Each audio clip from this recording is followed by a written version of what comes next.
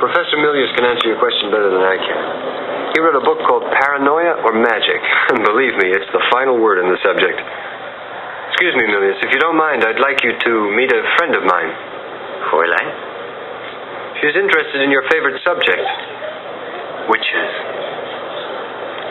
Can you tell her something about the mysterious? Well, I have to go. I have an appointment to keep. Keep me posted,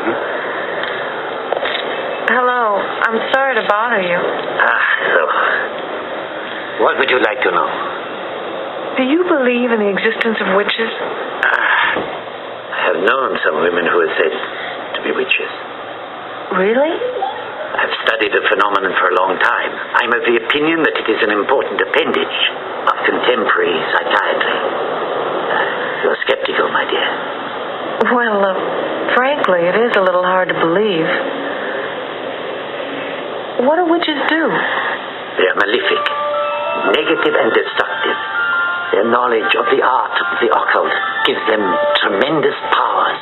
They can change the course of events and people's lives, but only to do harm. You don't believe me? No.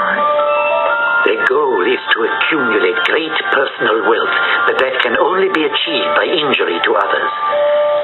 They can cause suffering, sickness, and even the death of those who, for whatever reason, have offended them. Why do you have all this interest in the occult? Because some friends spoke to me about witches. I read some stuff. Have you ever heard of Helena Marcos?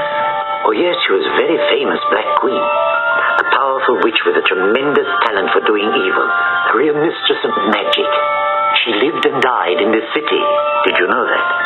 Yes. Might there exist a guild of witches? The correct term would be a coven of witches. A woman becomes queen if her magic is 100 times more powerful than the rest of the coven, which is like a serpent. Its strength rests with its leader, that is, with its head. A coven deprived of its leader is like a headless cobra, harmless. Skepticism is the natural reaction of people nowadays, but magic is ever present. In other words, quandam ubique, quandam semper, quandam ad omnibus, creditur est, which means that magic is everywhere and all over the world. It's a recognized fact, always.